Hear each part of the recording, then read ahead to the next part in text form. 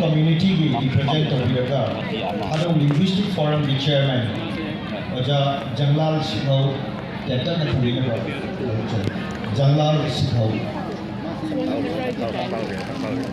Vậy tận lô buồn video à lô lần hiện tại mang camera lô Ihan ba oi sini ba nama sini ba Prabu Islam Utara Prabu Sunu kami lagi sekolah atau diri ba sana koi politics organize komite adagi masih ke CDS diri ba aje mungkin diri ba Sri Honorable Minister of Family Affairs and here masuk hodik Dr. Kare adagi Presiden Sri K.H. Bursa Honorable Honorable adagi sige organizing committee adagi leader politika ko kahit ano po naharap ng community. Matam na i-try na speak ko na akong namin ito siguro kasi kapag na ngayon hindi na niyong namin ito mayroon na ba makinig ako so kasi din ang mga ito sa ating community gising yung wari si tulad na amutang kaya कोई खानो जाति सिंगे किसी अधिकार के अनुमोदन मुस्लिम चुकी other सिंगे है रोय हाय नमंगे का मरुले पकड़ा लाइके अलुगे हाना मधुरे मुस्लिम गोरिमा आहार मधुरे माथुक सके साइकी को धामन कोन कोन बंगों कंtar कोन कोन दोन dan bongo dan pun orang berarti hidup Kung dia pun tu koisal koipi, markin pun, karena pun, markin dia dibisa. Asyik itu si berbuat na, ay na lagi, ay pun pa si nasi na ba kinan ni, ada berbuat na berbuat pun orang jadi kerana si na ba berbuat nasi na ba pun berikut si pun juga. Tahan mula saiki ay sige kada lagi orang ko kana sa ko ay si undang gaye mamang ni da pura ba wai ni kay ko da sa ko ni aduta gamdin ay sa ko ni sa ni mahal na usap kay usap kay mana usong nagtiba usahay pa nangyay kisawag sa akin marang ng pag-ibag sa akin ini at ito mana maging marapang mula ang nagkasigisiwa sa lingay sila at ito ilang ba leba sa mga Alabama magi di komera katulera magi makukuda namba ay rekom ito masjid na matsurihay at ito masjid to sige kanin karoon isa ilang nagpunay yung matanda mana kasama sa iba masjid di masjid ko yung sayo ni kanilang lahat na mana bakali ito mana yung orang kanda ini naman pinipagta mana satu kondela madumaming do samu pikuku sesunai kondela dalam terkunci dengan jalan dengan ada pun nama sigi ki banyak sih sahaya maming do saya pikuku ada ada matang satu berbeda kalau di isa kande do kande adalah mama kande boy naman matang sandok na ꯑꯁꯤꯒꯤ ꯐꯤꯁꯦ ꯍꯧꯖꯤꯛ ꯐꯥꯎꯕ ꯇꯥꯏꯕꯪꯄꯥꯟꯁꯤꯗ ꯃꯇꯝ ꯈꯨꯗꯤꯡꯗ ꯊꯕꯛꯀꯤ ꯊꯕꯛ ꯖꯥꯇꯤꯒꯤ ꯄꯤꯅꯤ ꯍꯥꯏꯕꯁꯤ ꯃꯃꯤꯡ ꯆꯠꯄꯅꯤ ꯍꯥꯏꯕꯁꯤ ꯑꯃꯅ ꯍꯥꯏꯕ ꯆꯨꯝꯃꯤ ꯑꯗꯒꯤ ꯑꯅꯤꯁꯨꯕꯗ ꯈꯪꯅꯝꯀꯣꯟ ꯍꯥꯏꯕꯁꯤ ꯈꯪꯅꯝꯀꯣꯟ ꯍꯥꯏꯕꯁꯤꯗꯤ ꯃꯃꯥꯡꯉꯩꯗ ꯑꯃꯨꯛꯀ ꯈꯥ ꯊꯪꯕ Yani itu soal doa nak saya tinggal kat tuai gila padi. Iwai Turegi Napana Pablo Guri Adu Mazi Simasan di Haikor Haiba Disabi Kariwa Amasu Giri Magi Disabi Kariwa Amasu Bisa Rosa Haiba Baku Haiba Nanda Disabi Amasu Giri Adu Mana Lusan Adu Makudu Malusan Giri Jumdari Thapani Maruna Lusandu Saudi Sarega Suwani Sewa Suri Aduna Disabi Nama Kisa Chuachi chai lam ya em ni sa ma do Muyong jing de ta ji Kisa na le Adu Nomadi Disabi Haikor Kisa ri ga Masak Nakau Taba Adagi Nanda Pakang Kadiwa Amamanda Mabu Iba Lahaya Adugo Mala Namit Kodi Nasum Mabu Uega Musi Bagiwari Adagi Keba Asumay Marigo Mutanga Lisabi Nasum Lupaku Musi Nariaba Adina Ahambaduga sila isabi sila masi acumbang tuloy miwe duni hay bakali mana ni komisara inakulungi masa ano kaya duni hay nakaka adugo ako madamana acumba miwe duni hay basi kambu kumatanda mana normally ibungan siba ekoy iba ni siya suki badi musi nare kuy naso ligin nare karigi tulong lahat na Nanti kaya kaya pamajit si Aimon da uki debra haina hangong tanda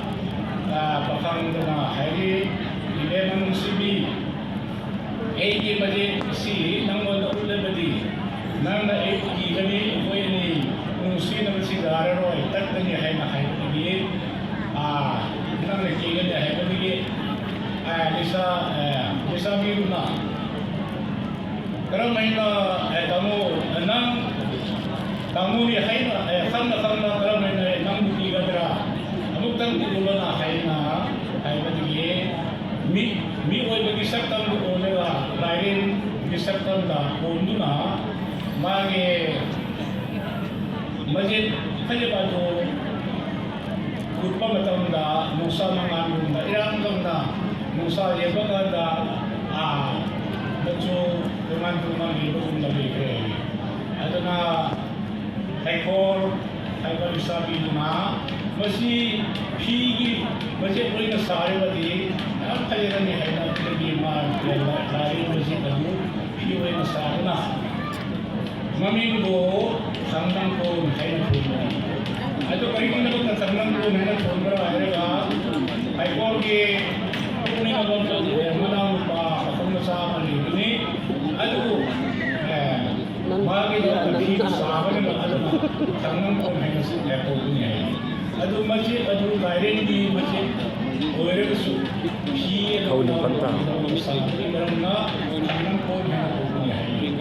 Aduh masjid, lain di masjid orang na nunggu thada, orang bangga bersatu di sini dulu ya deh. Dim na anam po. Aduh bunda ya dulu ni, ini. Ada susunnya, ada matang-matang kalau ge, mau kangde, mama kangde, boleh nama kita matang masih asal lah. Kadang aku muda masih tanam pun masih kalau komuniti kini, aru api amani haina, minta lebihnya harus itu, anu susun kangde, ada ke? Aduh mana? Kampang. Pun mau berhenti sesuatu. Kami itu. Kampang apa? Kami itu. mukhay thaburon na langpo lepulwa wapur ay masiso makalmari la ibani ado marakta kwaidagi paka adugi mamay di maji ado unmangom hay masi tapos maruni ay ado lagi isay suneri masiti ado kawa komen tobal muzare roy ado lagi masi satu lambat bisa bi ado sampai hay na kowi ado matanda kampang hay sisu ahal sing na hay di mamangay da sisu na hay di masjid ado ay baso laban ito pa among di masjid na hay so ay isa na hay sumay na atong arul na di ulum habis ini mikir hari na kamu bakhiya kare ado so khotik hari ba Nan kog tahi doon. Tengah na akan semua sebenarnya sini ado matang lagi masutungan makal itu mesti makoy na masu ado mapi lagi asam ba masu lagi ako ba masu ay na makoy na asim dala ado lagi kundum hay si sabot niya hay si so lihat na pagmuluan mani ado masak ko magtagol na ado zang akan pada patok lamba kising do hoji kiro na subang andre matang sa letra kanina ado na akong bailo ado ba akong bailo tingnan na kung dati ado ko na ito matam Abuan na tuntuan na lang. Abuan na tuntuan. Abuan na fiction. Ito ang bom niyan. no Chinong ado lo. kusikan ni Chinong lo. sabi ko Kinabawal. kunong Asay silent ko. Sampang Tata. ang mayanda ito kami Bay lang nga pala tatanong taka si Chay Sanan ko. Chachahut luto.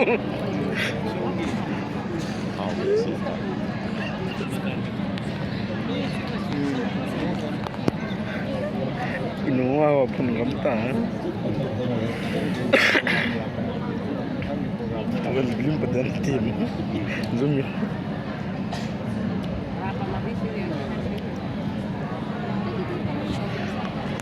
sabi ko po na sini sa mo makupun ng pandagi majid ko pandagi maning sabi ko po ni si alam ba din pa na in the pine maru ina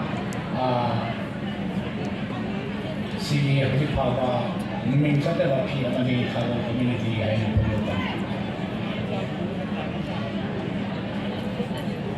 Wala pata.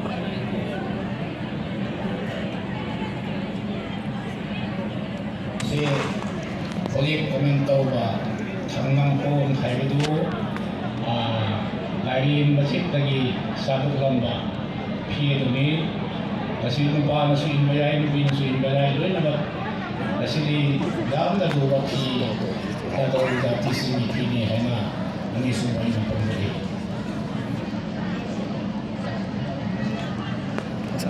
Sa abdi.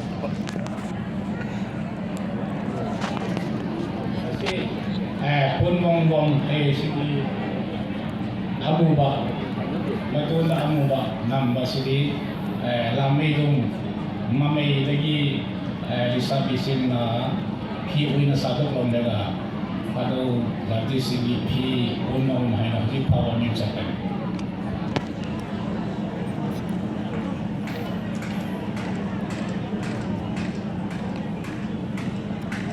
Pun biyan na lawag. sinakantang punle sinupi singi panit kasi sumayin kasi tagi tutang yali ang sinayin di pawa nupi sinasit pala pasupaya ba pagsupak na ba kalau dati singi pi nupi pi panit lalu kayo